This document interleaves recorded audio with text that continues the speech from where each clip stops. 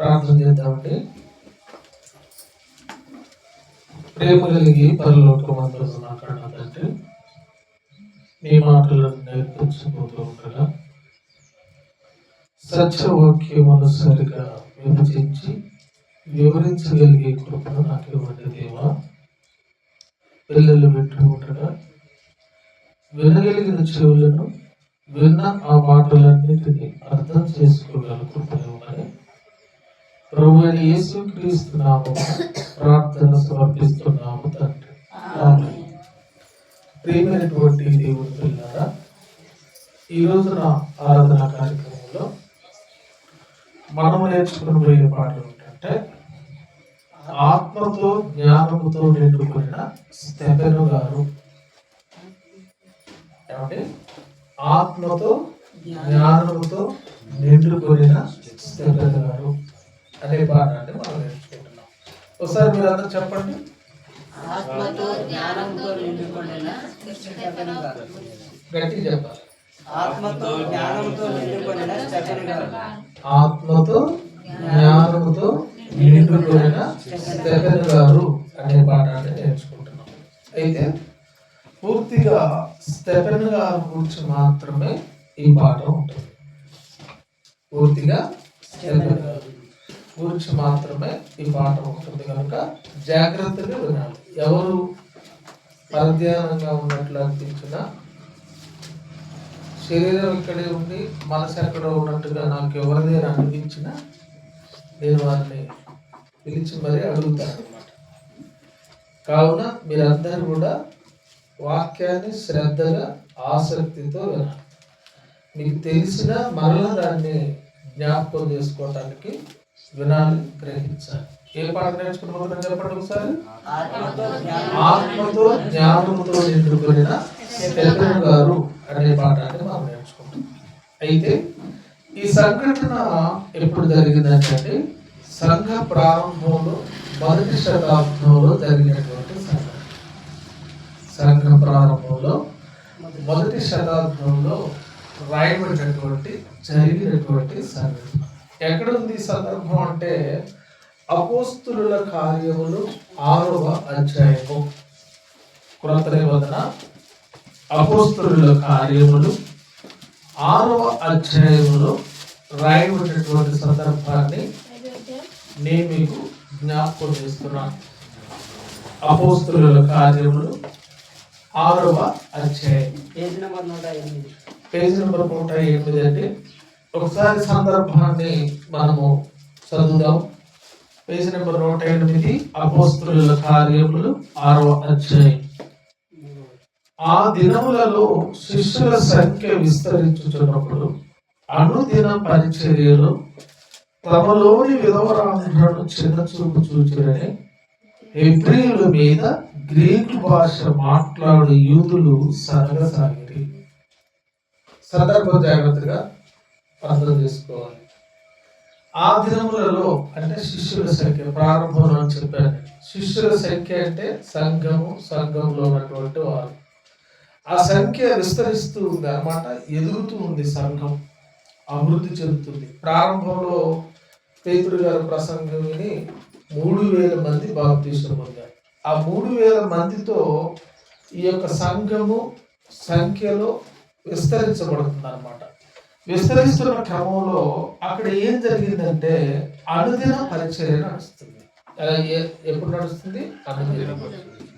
అనుదినం అంటే 2 రోజులకు ఒకసారి, 3 రోజులకు ఒకసారి, రోజు అనుదిన పరిచర్యలో విధవరాండ్రులను చిన్న చూపు చూశారు. విధవరాండ్రు అంటే భర్త లేనటువంటి వారు. విధవరాండ్రులను చిన్న చూపు చూశారని హెబ్రీయుల మీద గ్రీకు భాష మాట్లాడు యూదులు సనగసాగారు. అంటే అందులోనే హెబ్రీ భాష మాట్లాడే వాళ్ళు ఉన్నారు, గ్రీకు భాష మాట్లాడే ఉన్నారు. ఈ గ్రీకు భాష మాట్లాడేవారు విధవరాండ్రులను సంఘంలో చిన్న చూపు చూస్తున్నారు అని హెబ్రీయుల మీద శనగటం మొదలుపెట్టారంట. ఎందుకు ఎక్కడ వచ్చింది ఈ సమస్య అంటే, ఎక్కడ వచ్చిందంటే ఈ సమస్య భోజన పదార్థాల దగ్గర వచ్చేసింది. భోజన పదార్థాల దగ్గర ఈ సమస్య సంఘంలో సంఘంలో చూడండి అప్పుడప్పుడు సమస్యలు ఏర్పడుతూ ఉంటాయి అన్నమాట కొందరి ద్వారా. అలాగే ఈ విధవరాండ్ల ద్వారా భోజన పదార్థాల విషయంలో సమస్య ఏర్పడింది. ఏంటి అంటే అప్పుడు 12 అపోస్తలులు తమ యొద్దకు శిష్యుల సమూహమును పిలిచి, 12 మంది యేసుక్రీస్తుకి శిష్యులు ఎంతమంది? 12 మందిలో ఒక ఆయన చనిపోయారు కదా ఊరేసుకొని. ఆయన చనిపోయిన ఆయన పేరు ఏమిటి? ఇస్కరియోతు యూదా. యూదా చనిపోయిన తర్వాత మళ్ళీ ఎవరిని ఎన్నుకున్నారు? మత్తయిని ఎన్నుకున్నారు. ఈ మత్తయిని ఎన్నుకుంటే 11 మందిలో ఈ మత్తయిని కలుపుకుంటే 12 మంది అయ్యారు. ఈ 12 మంది శిష్యులు వీళ్ళను పిలిచారు. శిష్యులను పిలిచి అప్పుడు 12 అపోస్తలులు తమ యొద్దకు శిష్యుల సమూహమును పిలిచి, మేము దేవుని వాక్యము బోధించుట మాని ఆహారము పంచిపెట్టుట యుక్తము కాదు. ఏ విషయంలో సమస్య వచ్చేసింది? ఆహార పదార్థాల విషయంలో, పంచిపెట్టే విషయంలో. ఎందుకు వచ్చింది సమస్య అంటే భోజన పదార్థాల విషయంలో హెబ్రీయులు గ్రీకు భాష మాట్లాడే వాళ్ళని చిన్న చూపు చూశారంట. చిన్న చూపు అంటే అప్పుడప్పుడు పెళ్లిళ్ళ దగ్గర, ఫంక్షన్ల దగ్గర ఎక్కడ గొడవలు అవుతుంటాయి? ఎక్కడ గొడవలు అవుతుంటాయి? కొంతమందికి ఎక్కువగా వడ్డించి కొంతమందికి తక్కువగా వడ్డించినప్పుడు తట్టుకోలేని వాళ్ళు ఉంటారు, కొంతమంది ఓర్చుకోలేని వాళ్ళు. అప్పుడు గొడవలు అవుతా ఉంటాయి. అయితే ఇక్కడ కూడా అదే సమస్య ఏర్పడితే అపోస్తులు 12 మంది కూడా శిష్యుల సమూహాన్ని పిలిచి, మేము పరిచర్య విడిచిపెట్టి వాక్యాన్ని బోధించడం విడిచిపెట్టి మేమందరికీ భోజనం పెట్టడం కరెక్ట్ కాదు, ఇది ఇబ్బందికి దారితీస్తుంది కనుక మనం ఏం చేద్దామంటే ఒక సమస్యకు పరిష్కారాన్ని వెతికారు వాళ్ళు. చూడండి, కాబట్టి సహోదరులారా, ఆత్మతోనూ జ్ఞానముతోనూ నిండుకొని మంచి పేరు పొందిన 7 మనుషులను మీరు ఏర్పరచుకోండి, మేము వారిని ఈ పనికి నియమిద్దాం. అప్పుడు అపోస్తులు ఉన్నారంటే 12 మంది. ఈ భోజన పదార్థాల గురించి ఒక 7 నియమించండి, ఆత్మతోనూ జ్ఞానంతోనూ. ఈ హెచ్చు తగ్గులు, చిన్న చూపు ఇవన్నీ రాకుండా భోజనాలు పంచిపెట్టే విషయంలో, భోజన పదార్థాల విషయంలో ఈ చిన్న చూపు అనేటటువంటి సమస్య సంఘంలో రాకుండా ఎవరిని ఆత్మతో జ్ఞానంతో నిండుకుని ఒక 7 నిలవబెట్టండి. సంఘంలో నిలవబెట్టి వాళ్ళని ఏర్పాటు చేద్దాం. ఎందుకంటే వాళ్ళైతే ఈ విషయంలో మంచి చూసుకుంటారని అపోస్తలులు సూచన చేశారు. అయితే అప్పుడు 7 నిలవబెట్టారు. ఎవరెవరు ఆ 7 అంటే, కాబట్టి సహోదరులారా, ఆత్మతోనూ జ్ఞానముతోనూ నిండుకొని మంచి పేరు పొందిన 7 మనుషులను మీరు ఏర్పరచుకోండి, మేము వారిని ఈ పనికి నియమితం. అయితే మేము ప్రార్థన ఎందును వాక్య పరిచర్య ఎందును ఎడతెగకు అని చెప్పి ఈ మాట జన సమూహం అంతటికి ఇష్టమైనందున వారు విశ్వాసముతోనూ పరిశుద్ధాత్మతోనూ నిండుకున్న వాడైన 7 ఎన్నుకున్నారు. 7 ఎవరెవరంటే స్తెఫను, ఫిలిప్పు, ప్రొకొరు, నికానోరు, తీమోను, పర్మనాసు, యూదుల మత ప్రవిష్టుడును అంతియోకియ వాడును అగు నికోలాసు అను వారిని ఏర్పరచుకొని వారిని అపోస్తలుల ఎదుట నిలవబెట్టి వీరు ప్రార్థన చేసి వారి మీద బాగున్నా. సంఘంలో ఎక్కడొచ్చింది సమస్య? భోజన పదార్థాల విషయంలో ఎవరి గురించి వచ్చింది? విధవరాండ్ల గురించి సంఘంలో సమస్య ఏర్పడింది. అయితే 7 ఎన్నుకున్నారు. ఎన్నుకున్న వారిలో స్తెఫను కూడా ఉన్నాడు. అయితే వీళ్ళ మీద చేతులుంచి శిష్యులు ప్రార్థన చేసి ఈ పనికి నియమించారు. అయితే అక్కడ ఏం జరుగుతుందంటే చూడండి, 8 స్తెఫను కృపతోనూ బలముతోనూ నిండిన వాడై ప్రజల మధ్య మహత్కార్యములను గొప్ప సూచక క్రియలను చేయించున్నాడు. ఇందులో 7 ఒక ఆయన పేరేమిటి? స్తెఫను. ఏనంట ఆత్మతో జ్ఞానముతో నిండుకొనిన వాడై ఎన్నుకోబడ్డాడు. ఎలా సూచక్రియలు మహత్కార్యాలు చేస్తున్నాడు? కృపతోనూ బలముతోనూ నిండుకున్నాడు. దేవుని కృపతోనూ దేవుని బలముతోనూ నిండుకున్న వాడై ఆశ్చర్య కార్యాలు, మహత్కార్యాలు అన్నింటినీ చేస్తున్నాడంట. వాక్యాన్ని బహుగా బోధిస్తున్నాడంట. వాక్యాన్ని విపులంగా ప్రతి ఒక్కరికి చెప్తున్నాడు అన్నమాట. ఆ రోజు పాత నిబంధన గ్రంథం అంటే ధర్మశాస్త్రాన్ని ఆచరించేవారు ఉండగా వారితో ఇతనితో మాట్లాడటంలో వారు తట్టుకోలేకపోతున్నారు, ఎదిరించలేకపోతున్నారు. ఎన్ని సమాజాల వాళ్ళు వచ్చారో తెలుసా ఆయనతో తర్కించడానికి? చూడు, అప్పుడు లిబెంతులు అనబడిన సమాజములోను, కురేనీయుల సమాజములోను, అలెగ్జాంద్రియుల సమాజములోను, కిలికియా నుండి ఆసియా నుండి వచ్చిన వాళ్ళు కొందరు వచ్చి స్టెఫెనుతో తర్కించిరి.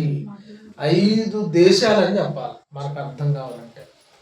సమాజాలు అంటే 5 తెగలు అని చెప్పుకోవచ్చు, 5 ఊర్లు అని చెప్పుకోవచ్చు, 5 రాష్ట్రాలు అని చెప్పుకోవచ్చు మనకు అర్థం కావటం కోసం. అంటే ఎవరెవరంట?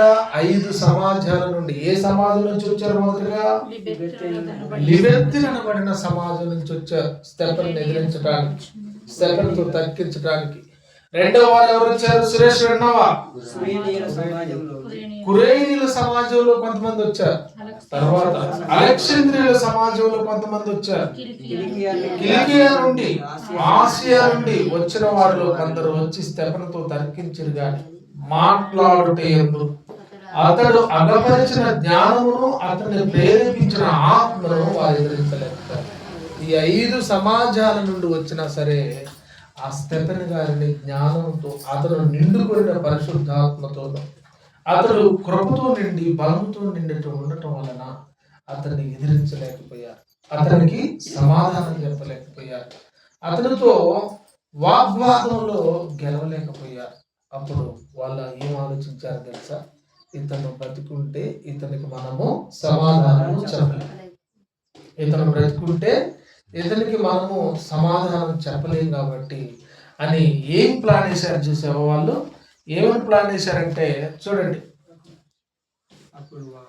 అప్పుడు వారు వీడు మోసే మీదను దేవుని మీదను దూషణ వాక్యములు పలకగా మేము వింటిమని చెప్పుటకు మనుషులను కుదుర్చుకొని. చూడండి, ఎప్పుడైనా మోసేని తిట్టాడా?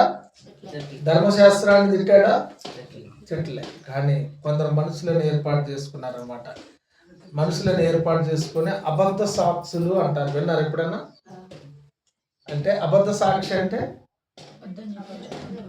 అతను చూడకపోయినా, అతను లేకపోయినా ఉన్నట్టు కల్పించి చెప్పగా నేను ఉన్నాను అని ఒప్పుకొని దానికి నిలబడేవాడే అబద్ధ సాక్షి అన్నమాట. అయితే వీడు మోసే మీదను దేవుని మీదను దూషణ వాక్యములు పలకగా మేము వింటుమని చెప్పుటకు మనుషులను కుదుర్చుకొని ప్రజలను, పెద్దలను, శాస్త్రులను రేపి అతని మీదకి వచ్చి అతన్ని పట్టుకొని మహాసభ యొద్దకు తీసుకొని పోయి అబద్ధ సాక్షులను నిలవబెట్టారు. సభకు తీసుకెళ్ళారు. అంటే ఇప్పుడు నేరం చేసిన వాళ్ళని ఎక్కడ తీసుకెళ్తారు? ఇప్పుడున్న దాంట్లో అయితే పోలీస్ స్టేషన్కు, అభయనిచ్చితే కోర్టుకు తీసుకెళ్తారు.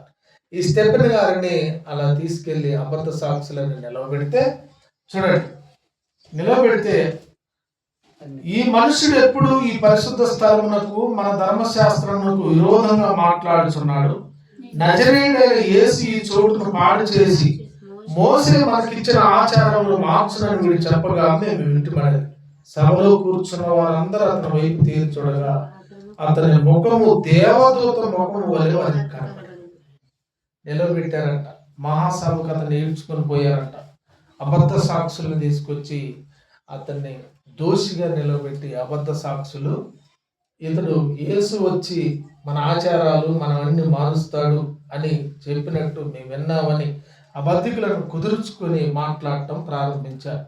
ప్రారంభించినప్పుడు ఆ సభలో పెద్దలు అతన్ని అడిగారు. ఏమని అడిగారంటే, ఇది నిజమేనా అడిగినప్పుడు తేరు చూసి అతని ముఖాన్ని చూసినప్పుడు అతని ముఖము దేవుని దూత ముఖం వల్ల వారికి కనబడిందంట. అంటే కృపతో, బలముతో, ఆత్మతో, జ్ఞానముతో నిండుకున్నాడు ఆయన. కాబట్టే దేవుని వాక్యాన్ని ఇంత బలంగా బోధిస్తున్నాడు. 5 సమాజాల నుండి వచ్చిన వారు కూడా అతన్ని ఎదుర్కోలేకపోయారు. అప్పుడు అబద్ధ సాక్షులను ఏర్పాటు చేస్తే అతన్ని అడిగారు. అతన్ని అడిగితే 7వ అధ్యాయం మొత్తం మొదటి నుండి కూడా చివరి వరకు ఆయన చెప్పాడు జరిగిన విషయాలు. అబ్రహాము, ఇస్సాకు, యాకోబు అక్కడి నుండి మొదలుపెట్టి అనేక విషయాలను ఆయన ప్రారంభం నుండి జరిగిన వాటిని అన్నింటినీ ఆ సభలో ఉన్న వారందరికీ చెప్పుకుంటూ ఎక్స్ప్లెయిన్ చేసుకుంటూ ఆయన దేవుని వాక్యాన్ని జరిగిన సందర్భాలను వారికి బోధించాడు. వారికి బోధించి చివరగా అతను మాట్లాడిన మాట ఏమిటంటే, చూడండి దేవుని పిల్లరా, 7వ అధ్యాయం 51వ వచనంలో అతను మాట్లాడాడు. ఎవరు మాట్లాడాడు చూడండి.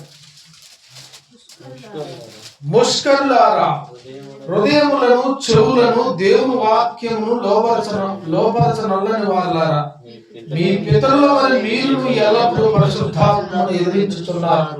మీ పితరుల ప్రవక్తల్లో ఎవరిని హింసింపకయుండిరి, ఆ నీతిమంతుని రాకగూర్చి ముందు తెలిపిన వారు చంపిరి.